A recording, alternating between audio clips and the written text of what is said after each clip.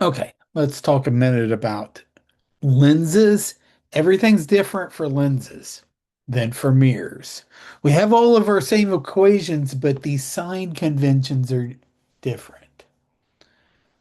For a lens, your object is on one side. You expect the image to show up on the other side of the lens.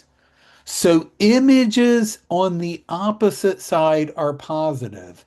Images on the same side as the object are negative. Your object is always positive. Unless, like, there can be weird scenarios where we have multiple lenses in a row and you end up with a negative object, but those are very rare. For just a single lens, your object is always positive. If the image is on the opposite side, that's a positive because that's where you expect the image to show up. If the image shows up on the same side as your object, like here, we would end up with a negative DI. So once again, your object DO is always positive. Positive DI is on the opposite side of the lens. Negative DI is on the same side of the lens. Images that show up on the opposite side, positive DIs are real images. They can be projected onto something. Images that show up on the same side, images that would show up over here, which would be negative DIs, would be virtual. They cannot be projected onto something. So those are sign conventions for what DI is. Now for F, a converging lens looks like this. These are actually two concave lenses back to back. And see, I messed it up. These are two convex lenses back to back. Because from this guy here, he's looking at a see, I keep messing it up. He's looking at a convex side of a lens because it's rotating, it's curved away from him. This would be a concave side of a lens because it's facing toward the object. It's like wrapped around him. This is called a converging lens. This is a diverging lens. Write this down. Converging lenses, the ones that look like this, can produce real or virtual images.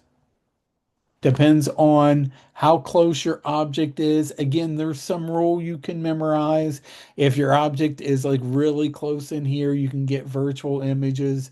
If it's back here, then again, there's some has something to do with like twice the focal length or half the focal length. I've never bothered to memorize it.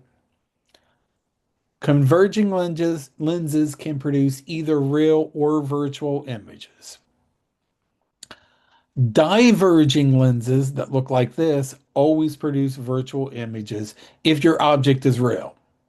If your object is an actual object in our universe, then your image will always be a virtual image, meaning it will always be on the same side as the object. Converging lenses have a positive focal length because this guy here, like imagine just this lens here, this one that's on the same side as the object, he wraps around this focal point over here, which we said was on the positive side. Whereas this guy here wraps around this focal point, which we said was on the negative side. So by saying F positive, F negative, I'm not talking about sides here. I'm talking about converging lenses have a positive focal length. Diverging lenses have a negative focal length. This is different from mirrors. Okay. Anything else we need to talk about?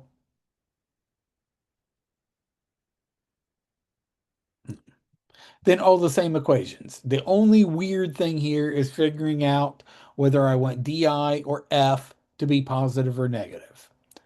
And so you just write down these conventions. Okay, we've got this example here. We've got a projector and we want to project an image on the screen. That means we have to have a converging lens. Only converging lenses can produce a real image that we can project on a screen. So we're in this kind of situation here, which means our DI has to be a positive and our F has to be a positive. Converging lenses always have a positive F. Real images always have a positive DI for lenses.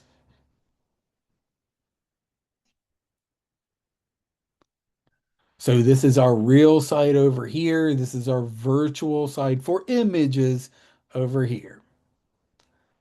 Okay, so we're told that our distance of the object is 85 millimeters.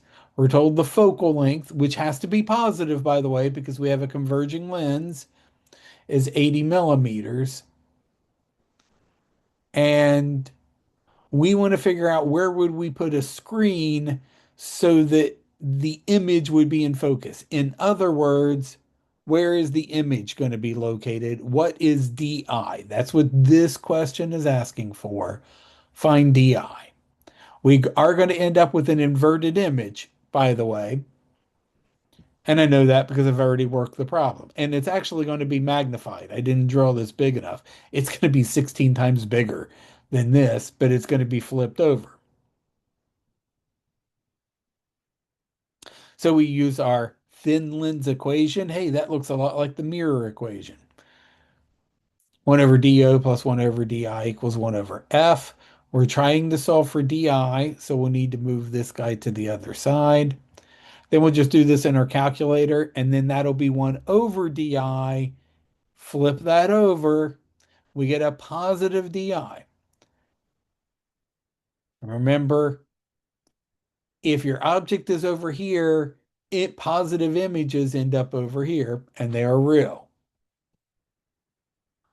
Our magnification is negative DI over DO, so we end up with a magnification of negative 16.